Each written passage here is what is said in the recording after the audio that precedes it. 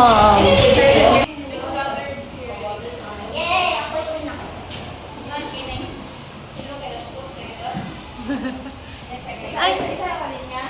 I will read each question aloud. Unahin ka na, mag-choose ka between option A and option B. So each question presents a definition or characteristic from one reading time. But with the twist,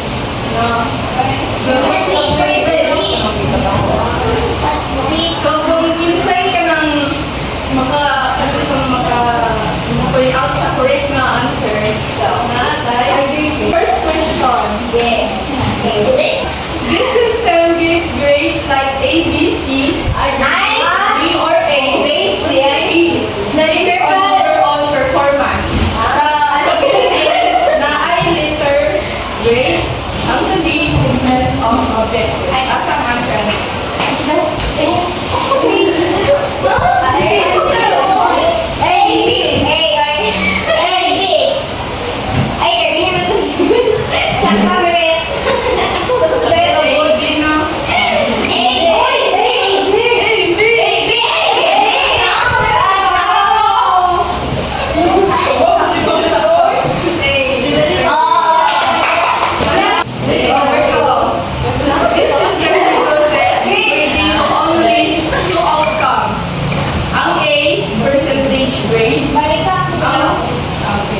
This system reduces grading to only two outcomes. Ang A, percentage grades.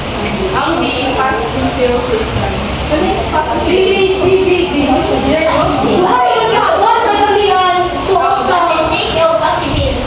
Percentage grades, pass and fail system.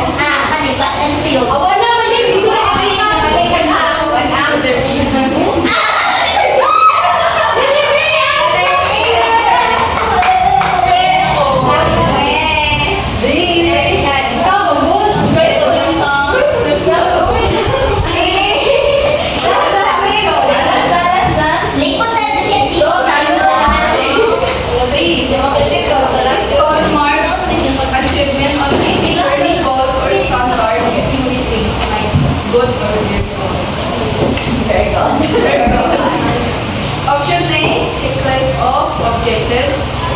Sa option B, percentage grades.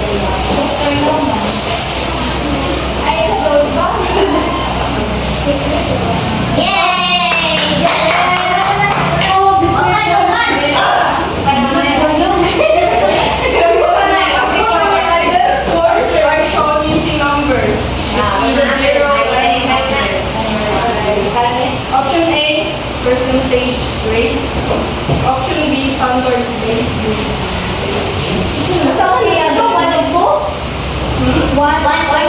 Scores are shown using numbers between 0 to 100.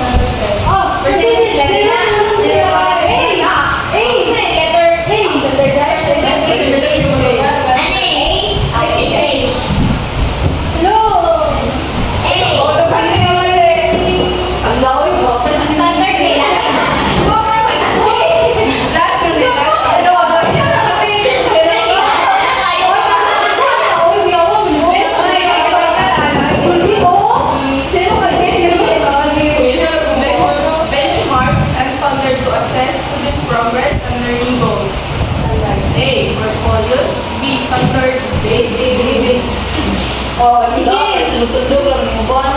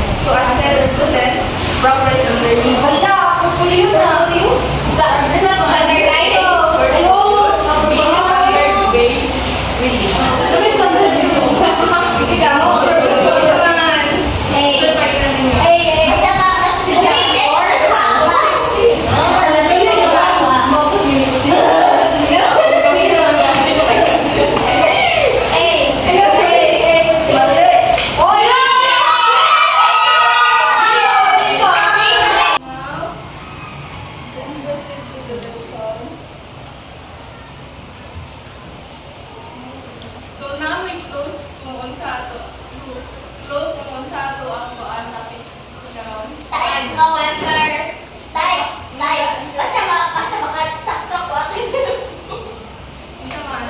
Diba maka Types of grading and reporting system. Ayan lang ba nadaanan? Oh, kailangan mo isa. Sakto ako ako. types of reading and reporting system. So, kinsa yung makahatag og kanang simple definition about reading and reporting system? Ang bango na kay busog ako. Wala pa busog na ko. Wala. Sige, kaya na. So, ang grading and reporting system, paano siya? Structured methods na use sa eskwelahan or educational system, kanang institution na kanang use bito nila evaluate sa mga student progress nila. Ako ng academic achievements. First, we have learning objectives. So at the end of the discussion, the student will be able to identify the types of reading and reporting system, recognize how reading methods influence student motivation, learning habits, and classroom behavior. Apply their knowledge to real-life classroom situation by choosing suitable reading and reporting methods. First, we have here the letter grades. So, the most common and best known of all grading methods, mostly composed of 5 level gradings. So, kami na traditional grading, no, system assigned letters. So, A, B, C, D, and E. A stand for excellent, B for good, C for average, D for needs improvement, and E for fail.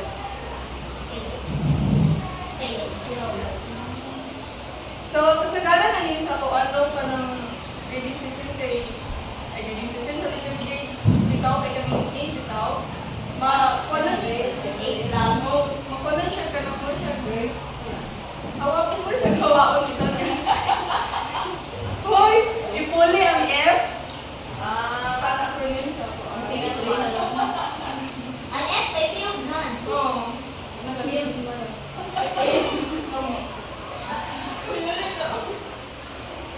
So, gamit lang anong letters na nag-indicate siya sa how a student has performed in their coursework. Each letter corresponds to specific range of performance. Kapantay mo lang itong kanang itong movies, kanang movie, mga series sa kanang Korea, kanang about sa kanang school setting. Naay ka nang nakatapak sa ilang figure, ito mga A-class. That's Sa first school, may F, ano? A or E.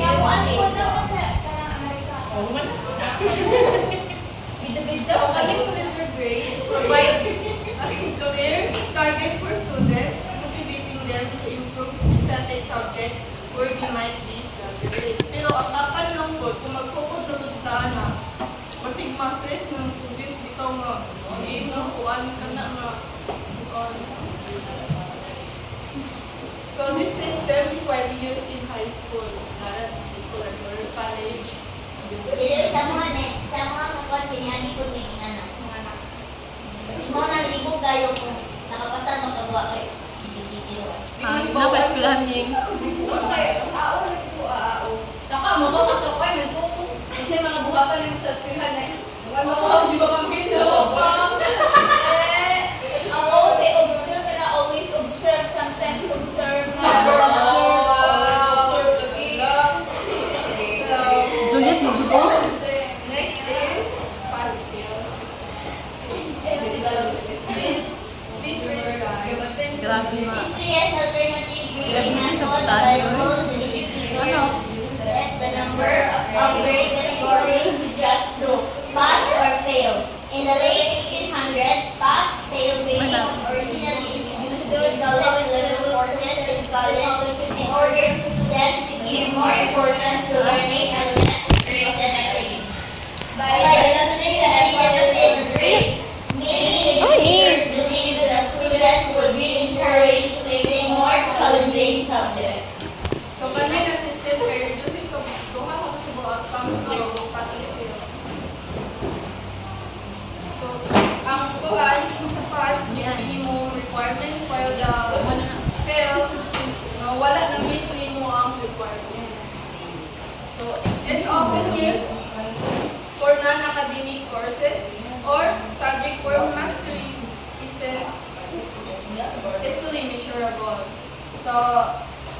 sampulan niya ang kanakuan subject physical education.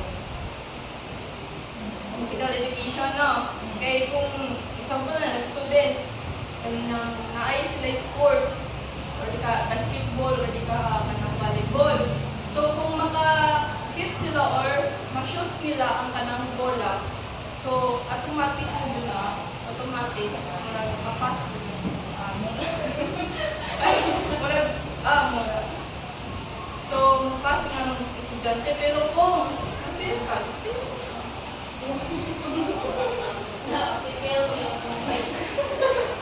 so, kaning the pass-fail system can reduce pressure, allowing students to focus on learning without worrying about specific grades. So, kaning method works well in courses and skill building or introductory classes, where mastery can be measured through performance or competency rather than mental reading. Next, checklist of objectives. Objectives of the courses are enumerated after each objective. The student's level of achievement is indicated. So, naadali ang objective 1 hanggang sa 5. Here, outstanding, very good, or good. So, kaning nag-reading nito. Hindi, di ba, hindi? Very good, good, Poor. Ay,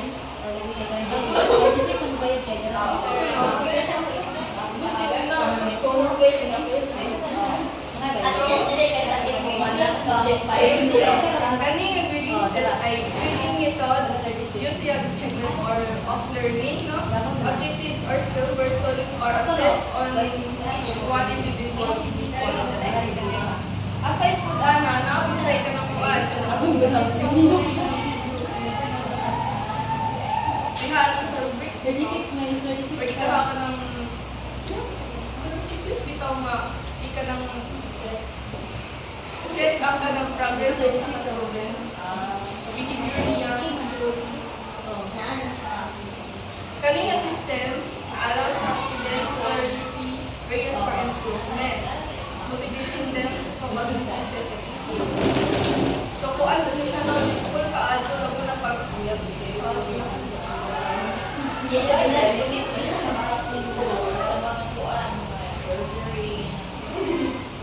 Next,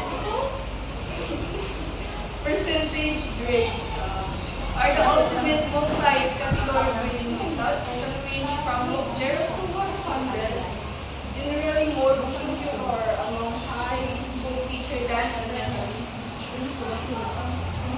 So, kaning grading system, bantay ka lang sa kanang high school ninyo, kanang umag-graduate ang mga maestra, sample, anong sa arts ninyo, arts 7, so, nya, patagan kag 89, 90 pataas mga na. Murag mo question ka mo ka. So, ana din gamay. Mama,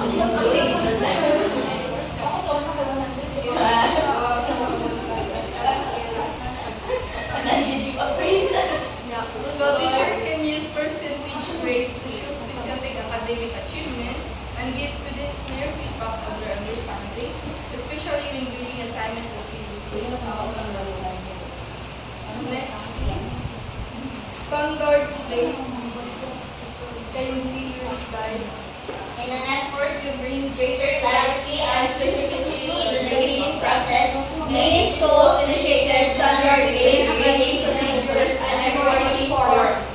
The key and taking in the 5 steps towards that developing standard-based grading. These steps are So, kani yung grading method na nag-measure the student performances and progress niya sa academic niya. So, unlike sa traditional grading, which average score over time, standards-based grading, mag-focus siya sa learning cycle niya. Na siya i-aim bitaw nga to provide regularity, accuracy,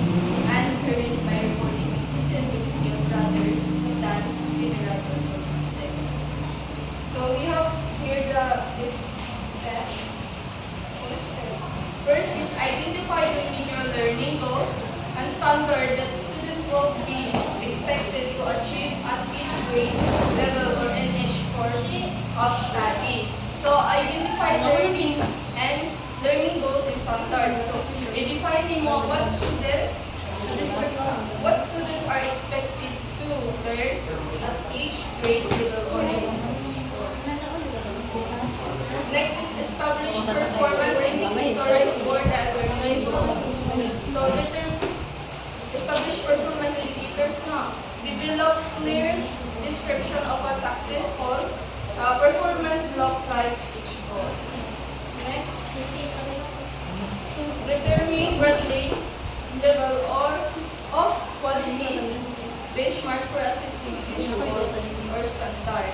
So, ani ang kusod si rubrics. Create the rubrics para i-assist nyo how well each standard is achieved. That is, develop reporting tools that communicate teachers' judgment of students, learning progress, and culminating achievement in relation to the learning goals and standards. So use progress sa reports bitaw, bihan ng report cards na padala sa teachers.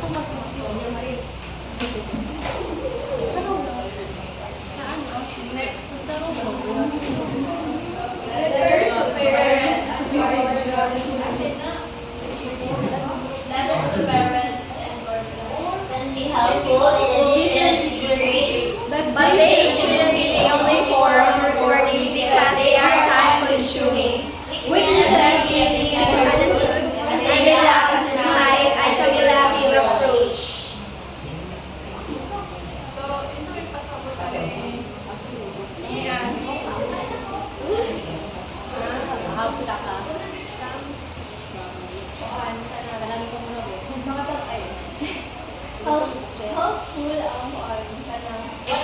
kanang letters to katagan letters like sa parents Love letters. Love letters. Happy Letters Day.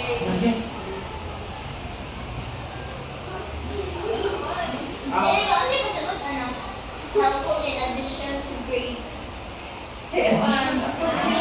Addition din ang Kumbaga, ako ang siya bitaw, parang silbi, support bitaw, ano na-fail ang bata.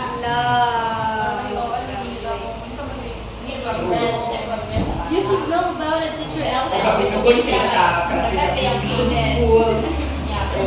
Kapag sila kalagot ni Teacher Elsa. May pagwa na lang nangutan na. ayaw na. So, kani yung kanang method, no? Faster from relationship between the parents and the Thank you. portfolio. So, portfolio is a set of purposefully selected work with commentary by students and teaching. It shows students' strengths and weaknesses and showing progress on eye. So, last kanang reporters, banto, lamian, about sa portfolio. So, portfolios no, kanang mga work sa usa ka student hindi compile. Work sa mga Osaka student. Work sa mga student. So, usa ka si compile. Work sa mga Osaka. So, next is parent teaching conference. So, same sa atong letter for parents ko to. The parents and Same sila pero ang apat na may meet and greet. So, face to face. Face to face. Kasagaran na niya, kaya naman ito meeting ka ng mga elementary, middle school, patawag ng mga ginugan lang. ano nakadili. Kung unsa na tayo ka ng progress sa kanang student. Hati nga. Yes. Wala na gini nga na So, overall, no, kaning grading and reporting system, kanang teacher can identify kanang the method, the use nila para influence sa mga students. Kung para ma-motivate po sila sa pag-learn. So, that's all. Thank you. Hala. Namalik Walang ako ng kukawan ko. Wala na dapat. student. Oh, yun.